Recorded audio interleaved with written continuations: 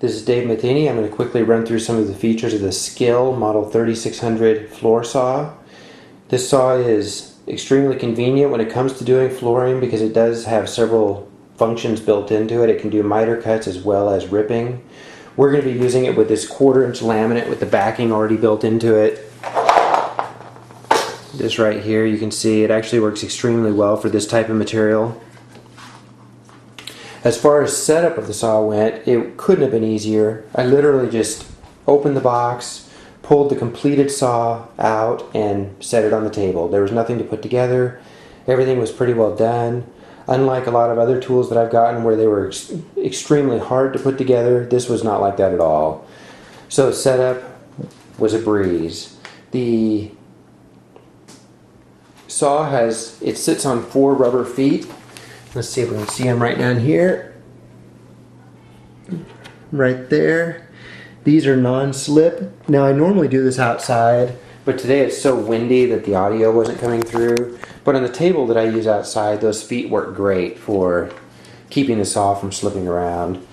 The saw can also be mounted. It's made to be mounted with these mount holds. There are 4 of them.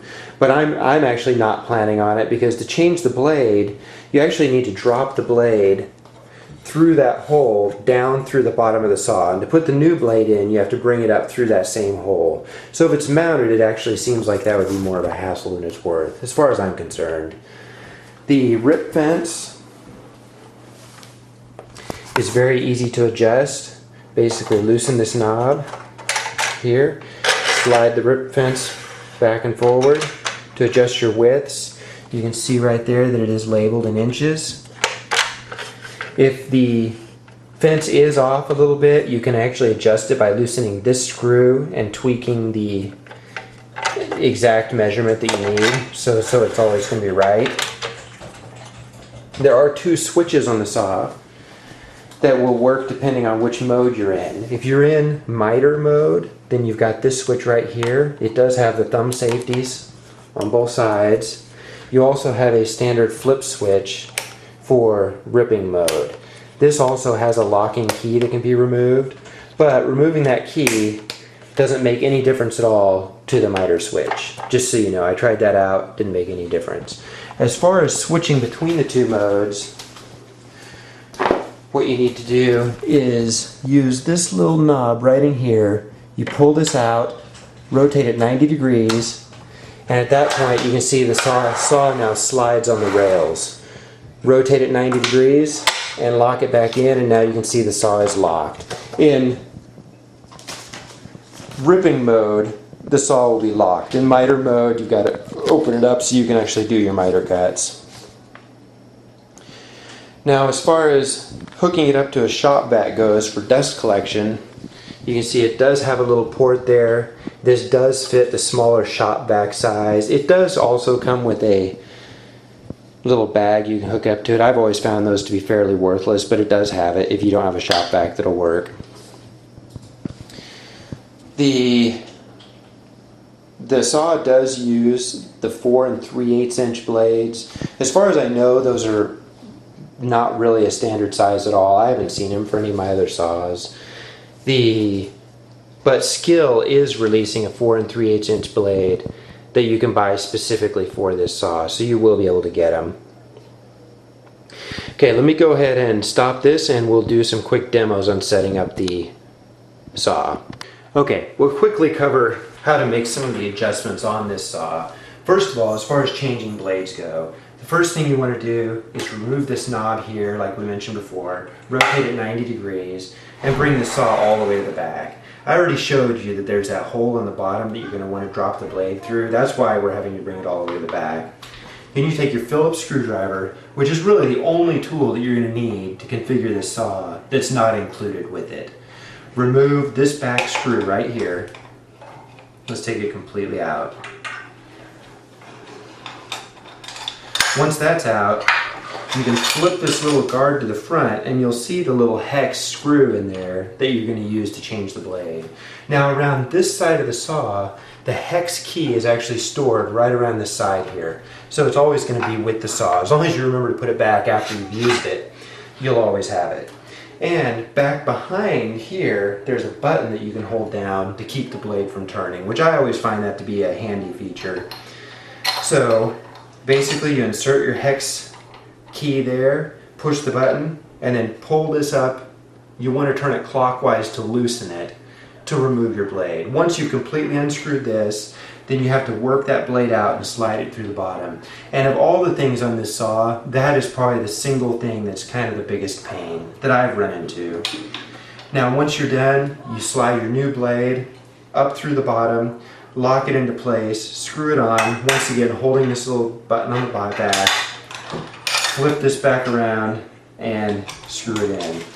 Just in the interest of time, I'm not actually changing the blade, but that's how it's done, and it's not hard at all. Just go ahead and tighten this guy back up. Now as far as switching, let's go ahead and lock this back in too, just so we can be completely in our... Oh, first of all, let me show that. You see there's a little locking hole on the rail there. That's what you're locking into when you're locking the saw. You turn this 90 degrees, then kind of hook to that, and it'll lock solid into it.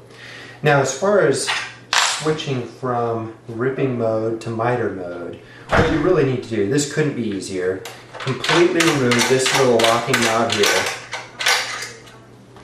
and then this guard actually comes completely off.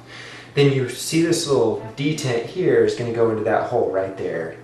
Just slide it on and slip this down in place. Then take your locking knob and screw it in through this hole right here.